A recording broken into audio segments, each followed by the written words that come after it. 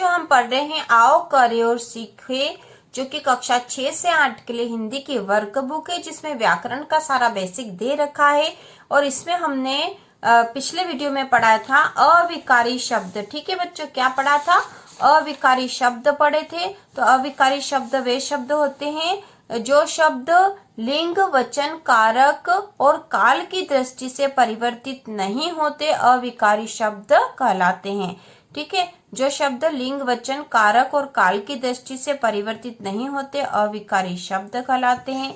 और अविकारी शब्द में हमने पढ़ लिए थे जो शब्द अविकारी शब्द क्रिया की विशेषता बताते हैं उन्हें क्रिया विशेषण अव्यय कहते हैं। तो अविकारी शब्द 4 प्रकार के होते हैं, उसमें पहला था क्रिया विशेषण। ठीक है, अविकारी शब्द 4 प्रकार के होते हैं, उसमें पहला था क्रिया विशेषण अव्यय। अव्यय और अविकारी शब्द एक ही बच्चों। और दूसरा प्रकार अब हम पढ़ेंगे पेज नंबर 327 पर। पेज नंबर 327 पर हम पढ़ेंगे संबंध बोधक अव्यय। ठीक है, संबंध बोधक अव्यय। तो पहले हम इसकी परिभाषा देख लेते हैं बच्चों। संज्ञा और सर्वनाम के बाद आकर उनका संबंध वाक्य में अन्य शब्दों के साथ प्रकट करने वाले अव्यय शब्द संबंध बोधक अव्यय कहलाते हैं। तो ये जो संबंध बोधक अव्यय होते हैं वो संज्ञा और सर्वनाम के बाद आते हैं और उनका संबंध वाक्य के अन्य शब्दों के साथ प्रकट करवाने वाले होते हैं। तो इन्हें संबंध बोधक अव्यय कहते हैं। अब हम उदाहरण देख लेते हैं। तीसरा है, उदाहरण देखेंगे बच्चों। निम्नलिखित वाक्यों में से संबंध बोधक अव्यय छांटकर उनके सामने लिखो। तो यहाँ पर हमें संबंध बोधक अव्यय छांटकर यहाँ सामने लिखना है। तो पहला उदाहरण है, घी के बिना सब्जी अच्छी नहीं बनेगी। ठीक है, घी के बिना सब्जी अच्छी नहीं बनेगी। तो यहाँ पर संबंध बोधक अव्यय है के बिना। ठीक है, के बिना। दूसरा है, भोपाल से दूर इंदौर है। तो भोपाल से दूर इंदौर है, तो से दूर जो है ये संबंध बोधक अव्यय का उदाहरण है। तीसरा है, नेताओं सहित कर्मचारी भी पकड़े गए। तो यहाँ पे हो जाएगा सहित। सहित। घर के पीछे पेड़ है, तो के पीछे जो है संबंध बोधक अव्यय है। फिर है, पत्र द्वारा सूचित करो। तो यहाँ पर आ जाएगा बच्चों द्वारा। ठीक है, ये संबंध बोधक अव्यय के उदाहरण हमने देख लिए हैं, इसकी परिभाषा भी हमने देख ली है। अब आगे है, इन्हें अपने वाक्यों में प्रयोग करके देखो। तो यहाँ पर हमें वाक्य में प्रयोग करना है। पहला उदाहरण है समान। तो हम लिख देंगे, पहला शब्द समान है, हमें इसका उदाहरण लिखना है, वाक्यों में प्रयोग करना है। राम के समान मोहन भी खेलता है। ठीक है, राम के समान मोहन भी खेलता है। तो हमने यहाँ पे समान शब्द का वाक्यों में प्रयोग कर दिया है। ठीक है, राम के समान मोहन भी खेलता है। अगला शब्द है यहाँ। कल से यहाँ मेला लगेगा। ठीक है, तो यहाँ हमने यहाँ शब्द जो है, जो कि संबंध बोधक अव्यय का उदाहरण है, उसका वाक्य में प्रयोग कर दिया है। अगला है विपरीत। विपरीत।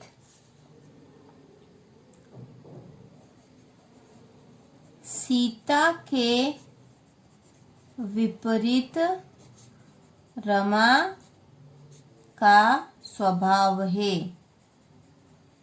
सीता के विपरीत रमा का स्वभाव है। तो यहाँ हमने इसका वाक्य में प्रयोग कर दिया है। अगला शब्द है बाद। क्या है बच्चों? बाद। कल के बाद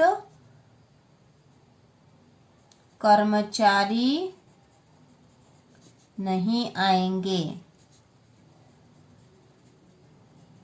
ठीक है, तो ये वाक्यों में प्रयोग कर दिया बात का। अब है के बिना। के बिना। ठीक है, के बिना का एक उदाहरण ऊपर था, घी के बिना सब्जी अच्छी नहीं बनेगी। ठीक है, तो हम कोई सा भी उदाहरण लिख सकते हैं। तेल के बिना सब्जी कैसे बनेगी। ठीक है, वैसे ही उदाहरण हमने भी लिख दिया है। आप कोई सा दूसरा भी उदाहरण लिख सकते हो। ठीक है, तो हमने यहाँ पर इनका वाक्यों में प्रयोग कर दिया है। बाद अगला जो दे रखा है वो समुच्चय बोधक अव्यय के उदाहरण दे रखे हैं। तो समुच्चय बोधक अव्यय किससे कहते हैं, इसे हम देख लेते हैं। दो शब्दों, वाक्यांशों और वाक्यों को जोड़ने वाले शब्द समुच्चय बोधक अव्यय योजक कहलाते हैं, है ना। तो दो शब्दों या वाक्यांशों या वाक्यों को जोड़ने वाले जो शब्द होते हैं वह समुच्चय बोधक अव्यय कहलाते हैं। तो अब हम इसके उदाहरण देख लेते हैं।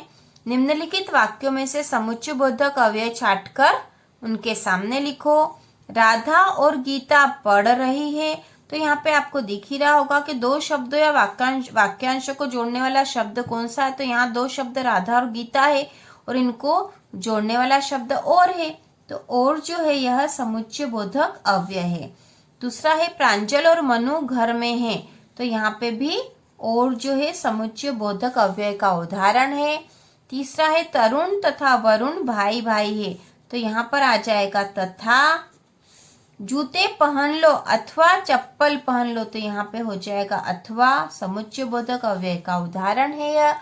और अगला है वह घर जा रहा है ताकि आराम कर सके। तो जो ताकि शब्द है यह समुच्चय बोधक अव्यय का उदाहरण है। तो इस प्रकार हमने समुच्चय बोधक अव्यय छांटकर अलग लिख दिए हैं और इसके जो परिभाषा भी हमने देख ली है कि दो शब्दों, वाक्यांश और वाक्यों को जोड़ने वाले शब्द समुच्चय बोधक अव्यय कहलाते हैं। अब प्रयोग करके देखो। शब्द योजक दे रखे हैं ना, समुच्चय बोधक अव्यय को ही योजक भी कहा गया क्योंकि दो शब्द या दो वाक्यांशों को जोड़ते हैं। अब यहाँ पे शब्द या योजक और वाक्य में प्रयोग करके लिखना है। पहला है इसलिए। ठीक है, इसलिए वह कल इसलिए आया था कि फल खा सके। ठीक है, ये उदाहरण एक हो गया है। ताकि वह स्कूल जा रहा है, वह स्कूल जा रहा है ताकि खेल सके, खेल सके। ठीक है, तो यहाँ पे ताकि शब्द का हमने वाक्य में प्रयोग कर दिया। यहाँ पे इसलिए का भी कर दिया है। अब यहाँ पर है या वह कल या परसों आएगा। ठीक है, तो यहाँ पर हमने या शब्द का भी वाक्यों में प्रयोग कर दिया है। अगला शब्द है एवं। फल एवं औषधियाँ ले लो। ठीक है, क्योंकि अगला शब्द है क्योंकि रमा को घर जाना है, क्योंकि उसे काम है। रमा को घर जाना है क्योंकि उसे काम है। इस प्रकार हमने इन शब्दों के वाक्यों में प्रयोग कर दिए बच्चों। ये जो शब्द है ये समुच्चय बोधक अव्यय के उदाहरण है। और हमने अविकारी शब्द हम पढ़ रहे थे। अविकारी शब्द में अविकारी शब्द को ही अव्यय कहा जाता है और इसके 4 प्रकार थे। सबसे पहला था क्रिया विशेषण अव्यय जो हम पढ़ चुके हैं। दूसरा था संबंध बोधक अव्यय। तीसरा है समुच्चय बोधक अव्यय और इसके बाद है विस्मयादि बोधक अव्यय। तो पहले हम इसका उदाहरण देख लेते हैं और यह आपकी बुक के पेज नंबर 329 पर है। ठीक है, पेज नंबर 329 पर है। इसकी हम परिभाषा देख लेते हैं विस्मयादि बोधक अव्यय की। जो अव्यय शब्द विस्मय, प्रशंसा, प्रसन्नता, शोक, घृणा आदि भावों को प्रकट करते हैं विस्मयादि बोधक अव्यय कहलाते हैं।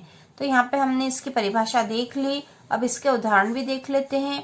निम्नलिखित वाक्यों में से विस्मयादि बोधक अव्यय छाट कर उनके सामने लिखो, है ना, छाट कर आएगा यहाँ पर, आप इसको छाट कर लेना। तो पहला है वाह वाह छोटी सी लड़की का ये कमाल। तो यहाँ पर है वाह वाह, वाह वाह जो शब्द है ये विस्मयादि बोधक अव्यय का उदाहरण है, विस्मयादि बोधक अव्यय का उदाहरण है, हमने छाट कर लिख दिया है वाह वाह। ठीक है। हाय बेचारी की टांग टूट गई, तो यहाँ पर क्या आएगा हाय। तो हाय जो है विस्मयादि बोधक अव्यय का उदाहरण है। शाबाश इसी तरह आगे बढ़ते रहो, तो यहाँ आएगा शाबाश। अगला है सावधान आगे खतरनाक घाटी है, तो यहाँ पर आएगा सावधान। ठीक है, सावधान विस्मयादि बोधक अव्यय का उदाहरण है। अगला है हाय राम यह क्या हो गया, तो हाय राम जो है विस्मयादि बोधक अव्यय का उदाहरण है। तो यहाँ पर हमने इनके उदाहरण छाट कर अलग लिख दिए हैं, परिभाषा हम पढ़ चुके हैं बच्चों। अब आगे है प्रयोग करके देखो। विस्मयादि बोधक शब्द यहाँ दे रखे और इनका हमें वाक्यों में प्रयोग करना है। ठीक है, विस्मयादि बोधक शब्द दे रखे हैं, वाक्यों में प्रयोग करना है। पहला है अरे, तो इसका हम कर देंगे अरे कितनी बारिश हो रही है, कितनी बारिश हो रही है। आप कोई सा भी दूसरा भी वाक्यों में प्रयोग कर सकते हो। छी छी छी छी है, यहाँ कितनी गंदगी है। ठीक है, छी छी यहाँ कितनी गंदगी है, तो यह भी हमने वाक्यों में प्रयोग कर दिया। तीसरा है आह, आह आह आज तो मजा आ गया। अगला है ओहो, ओहो अब बस भी करो। ठीक है, किसी भी प्रकार का वाक्य बनाया जा सकता है। धन्यवाद, धन्यवाद आपने बहुत सहायता की।